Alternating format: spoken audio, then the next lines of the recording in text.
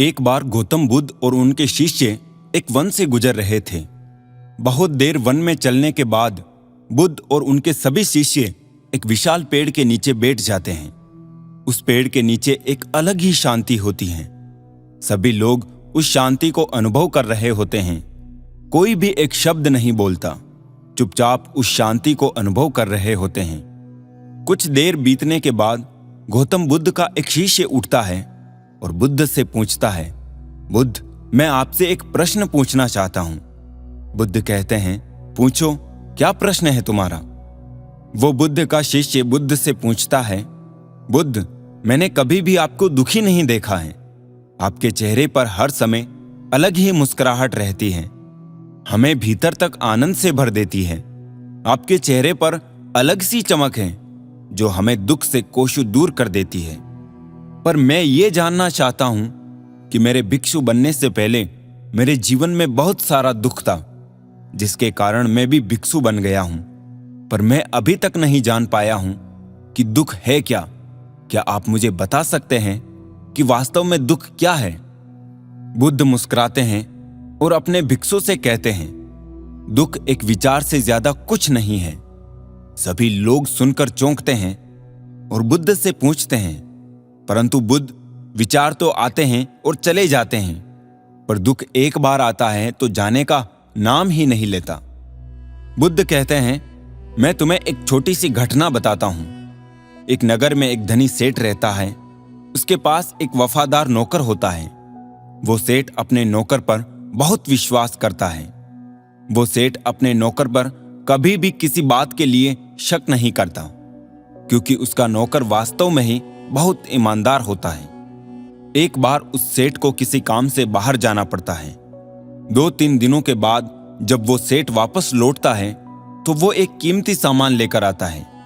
वो उस कीमती सामान को अपने कमरे में सजा कर रखता है और अपने नौकर से कह देता है, तुम्हें खास तौर पर इस चीज का ध्यान रखना है।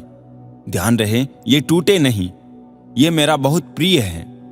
नौकर कहता है, मालिक, मैं पूरा ध्यान रखूंगा, आप चिंता ना करें। अगले दिन वो नौकर पूरे घर की सफाई कर रहा होता है। सफाई करते करते वो सेठ की उस कीमती चीज के पास पहुंचता है और उसकी भी सफाई करने लगता है। सफाई करते वक्त वो कीमती चीज उस नौकर के हाथ से फिसल जाती है और नीचे गिर जाती है। सेठ को ये बात पता चलती है और वो नौकर के पास आता है और नौकर को खूब डांटता है, धमकाता है। पर ना तो वो नौकर को नौकरी से निकाल सकता है और ना ही उसे पीट सकता है, क्योंकि वो उसका बहुत ही वफादार और पुराना नौकर है। इसलिए वो डांट कर धमका कर उसे छोड़ देता है। सेठ अपने उस कीमती चीज के बारे में सोच सोच कर बहुत दुखी हो जाता है। रात होती है और सेठ अपने कमरे में लेट जाता है। सेठ को नींद नहीं आ रही होती है। वो बहुत बेचैन होता है। बेचैनी के कारण सेठ अपने कमरे से बाहर निकलता है और देखता है कि उसका नौकर निश्चिंत होकर खर्राटे लेकर सो रहा होता है। वो ये देखकर और क्रोधित हो जाता है। सेठ सोचता है, इसने मेरी कीमती चीज तोड़ दी है और उसे बिल्कुल भी चिंता नहीं है। मुझे यहां नींद भी नहीं आ रही है और ये आराम से सो रहा है। पर सेठ कुछ कर नहीं पाता, क्योंकि वो उसका पुराना और वफादार नौकर है। सेठ अपने कमरे में वापस चला जाता है। अगले दिन सुबह सेठ सोचता है, मैं इस समस्या से कैसे निकलूं? फिर सेठ को एक तरकीब समझ आती है। वो अपने नौकर के पास जाता है और अपने नौकर से कहता है, मुझे बहुत दुख हो रहा है ये बताते हुए कि वो कीमती चीज कल तुमने तोड़ी थी, वो मैं तुम्हारे लिए लाया था। मैं चाहता था कि मैं उसे तुम्हें उपहार दे दूं, परंतु अब क्या कर सकते हैं, अब तो वो टूट गई है। सेठ की बात सुनकर नौकर को धक्का लगा। नौकर सोचता है, अरे ये तो बहुत बड़ी गलती हो गई है। वे इतनी कीमती और महंगी चीज मेरे लिए थी और मुझसे ही टूट गई। फिर क्या? उस नौकर के मन में बेचैनी पैदा हो जाती है, दुख पैदा हो जाता है। रात होती है और सेठ आराम से सो जाता है और वो नौकर बेचैन रहता है।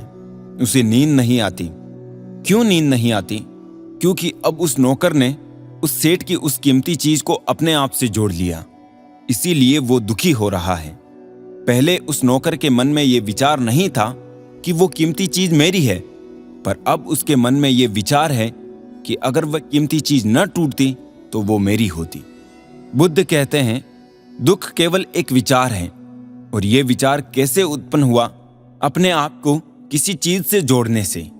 हम किसी भी चीज को अपने आप से जोड़ लेते हैं, उसे पकड़ने की कोशिश करते हैं, वो चीज हमें दुख देती है, क्योंकि वास्तविकता तो यही है कि कोई भी चीज हमसे जुड़ नहीं सकती।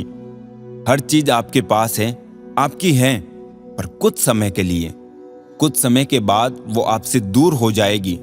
उस दूर होने की घटना को स्वीकार करें और आगे बढ़ें।